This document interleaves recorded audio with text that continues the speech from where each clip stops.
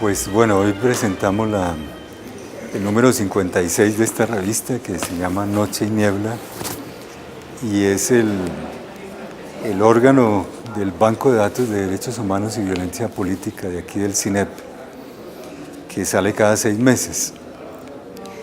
Aquí recogemos la información de unos 15 bancos regionales, es una red de bancos regionales que están diseminados por diversas regiones del país. No es propiamente una estadística porque nosotros somos conscientes de que no recogemos todo, hay muchas cosas que se nos escapan, pero yo creo que sí es una muestra importantísima que nos permite como pulsar la situación del país en ese campo de los derechos humanos. Como hace muchos años que estamos sacando esto, evidentemente en los últimos años los niveles de violencia han bajado, niveles de violencia en el sentido de, por ejemplo, muertes violentas, desapariciones, torturas, en cierto modo también el desplazamiento, ¿no? Pero yo diría han bajado cuantitativamente, pero en la medida en que hay protestas sociales, en la medida en que hay organización social, en la medida en que hay oposición, por ejemplo, a megaproyectos que destruyen el medio ambiente, en esa medida hay también represión, y represión que se expresa de la misma manera, con muertes de los líderes, con amenazas, con desplazamientos, y muchas veces con atentados y heridos y torturas, ¿no? Entonces, podríamos decir que cualitativamente el modelo de represión es el mismo, que no es tan masivo de pronto porque tampoco hay protestas masivas, pero sí, y por ejemplo el sindicalismo ha entrado en unas crisis muy agudas, ¿no? Que casi que está desapareciendo, y aquí, por ejemplo, la muerte de sindicalistas era un rubro de violencia permanente, el mayor del mundo al parecer, ¿no? Sin embargo, cuando hay un sindicato combativo, también amenazan a sus líderes. Sí. O sea, cualitativamente la represión, el modelo represivo sigue el mismo, ¿no?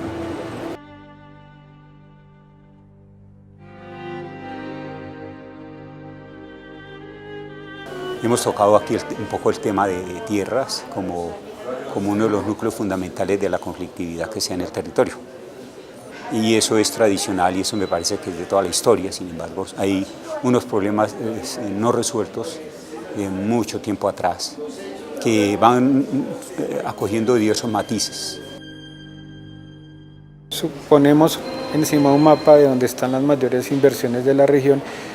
Allí también fueron donde se generaron las mayores agresiones hacia la comunidad, violaciones de derechos humanos, asesinato de líderes, desplazamiento de comunidades en general, la instalación de minas antipersona. Bueno, hay una serie de hechos violentos que coincidencialmente o con intencionalidad antecedieron a la llegada de capitales económicos a la región. Y entonces hoy dicen, o sea, la violencia de Mapiripán fue simplemente sacar corriendo todos los campesinos. Ahorita hay más de 800 familias reclamantes de tierra en Mapiripán y luego llegan unas grandes empresas a comprar el territorio y a montar grandes plantaciones, por ejemplo, de palma y con otras invenciones industriales. Y los reclamantes de tierra, pues ahí están. Cuando me di cuenta llegando a la finca, venían los paramilitares. Me cogió Edgar Pérez, alias Tomate, que si no me iban 3 horas me mataban.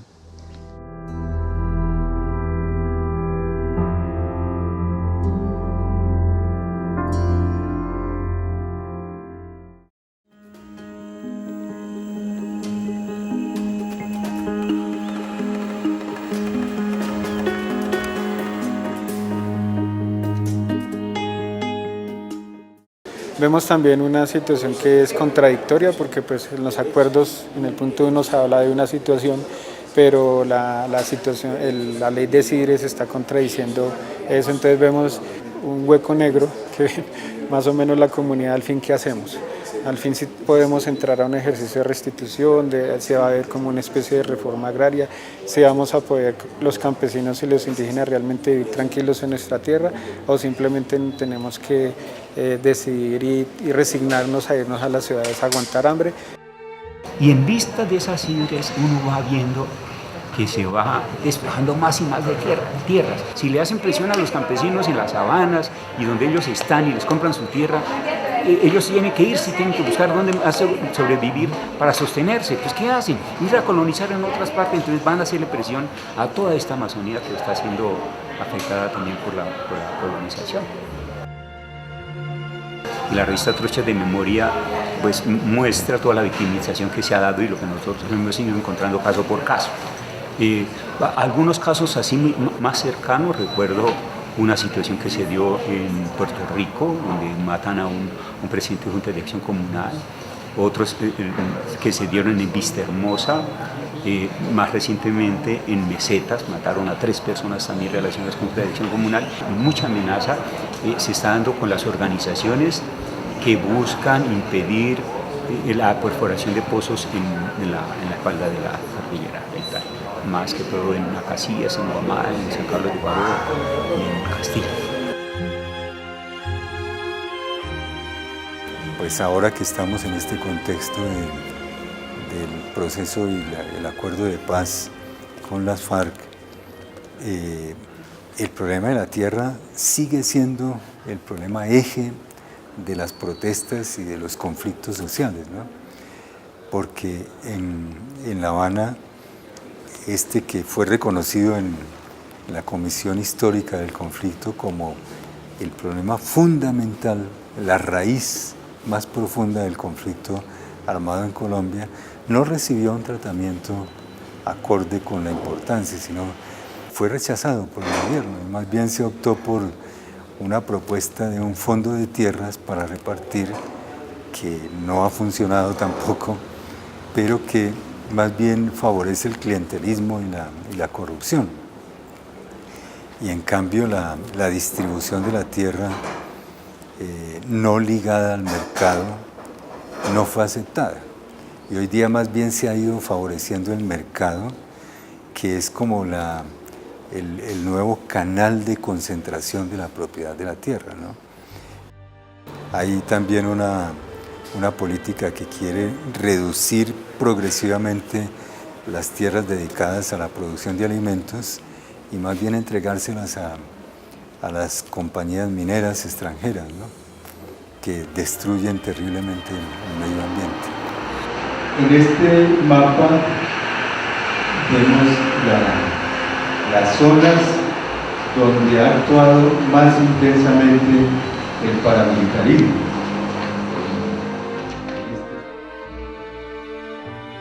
La muestra que publicamos en este número muestra que entre los actores de los hechos violentos, los paramilitares ocupan el primer puesto y son los mayores actores de violencia, de ejecuciones extrajudiciales, de amenazas, etc. En el territorio se ve como una dinámica de, como decía el padre Javier, pues se nombran de diferentes maneras, pero vemos más o menos el mismo modus operandi pues en el territorio, las mismas, simplemente se hacen como unos relevos en algunas ocasiones. De igual manera pues siguen presentando como una situación de que están prestando servicios de seguridad, que están pendientes quién entran y quién salen de los territorios, entonces allí sigue siendo permanente. En ningún momento hemos visto como la situación de que ya no existen en el territorio, allí siempre han estado presentes. La fuerza pública pues es una de las grandes presentes en el territorio, también en su número, pues en algunas ocasiones, por ejemplo en algunas comunidades a veces hasta casi triplican entre integrantes de la fuerza pública versus comunidad civil, casi triplican su número. Entonces allí están permanentemente presentes y también pues, se involucran en el desarrollo de algunas actividades que a veces y en ocasiones vulneran los derechos de las comunidades allí presentes. Vemos una disminución, o sea, apenas se firma el acuerdo y empiezan en los meses siguientes, vimos un avance hacia la tranquilidad en la región, pero especialmente en lo que va de este año, finalizando el año pasado, empezamos a ver también nuevamente un repunte principalmente en amenazas contra líderes de las diferentes comunidades, líderes que están por el tema de restitución de tierras, líderes que también van avanzando con el tema de cambio de cultivos ilícitos a cultivos legales como tal, y líderes de diferentes índoles, presidentes de juntas de acción comunal, en fin. Eso empezó a generar nuevamente un clima de tensión, de inseguridad en el territorio. Entonces, por ejemplo, se ha optado por poder andar libremente en el territorio a cualquier hora por las carreteras de la región. En estos momentos muchas organizaciones han decidido simplemente transitar en el día para tratar de tener menos riesgos, porque también vemos como presencia de diferentes actores que están saliendo en cualquier momento y están hostigando a la población civil. Sin embargo, en La Habana no se quería reconocer la existencia de los grupos paramilitares. Siguen siendo los mismos paramilitares de siempre, siguen teniendo como objetivo el mismo tipo de víctimas, los mismos métodos de amenaza, de represión, etc. O sea, eso no ha cambiado para nada. Pero al final se vio obligado por todas las presiones a introducir un capítulo en el punto 3, que es el punto del fin del conflicto, como un conjunto de medidas o de estrategias para combatir lo que ellos llaman organizaciones criminales, ¿no? Entonces, más o menos definen allí unas 20 estrategias que a mi modo de ver no son nuevas, todas se habían ensayado o utilizado en el pasado sin ningún resultado, y que son ese tipo de soluciones, de salidas que siempre se les ocurre frente a fenómenos difíciles, que es crear una comisión de alto nivel, crear las alertas tempranas, hacer un pacto político, crear en la Fiscalía una unidad especial, crear en la Policía una unidad especial, bueno, todo eso que se ha ensayado muchas veces, pero que nunca ha dado resultado. Y por ejemplo, uno de de las innovaciones más importantes fue crear una unidad de fiscalía para investigar ese fenómeno y digamos, perseguir ese fenómeno. Pero dentro de la redacción de ese punto en La Habana, se le dio bastante autonomía a esa unidad. Sin embargo, cuando ya se fue a implementar, el fiscal se puso en la mitad y exigió que se desconocieran esas autonomías y que esta unidad debía someterse a su coordinación, a su oficina. Y eso provocó la renuncia de la primera fiscal que se nombró para esa unidad, y después se logró que el fiscal mismo propusiera quién debía ser la fiscal encargada, que era una fiscal de su confianza, y eso no ha tenido ningún resultado. Y además pues se sabe que el fiscal general hoy día es una persona de plena confianza de los grupos económicos más poderosos del país, que han sido los financiadores de los grupos paramilitares. Entonces ahí no hay mucho que esperar realmente.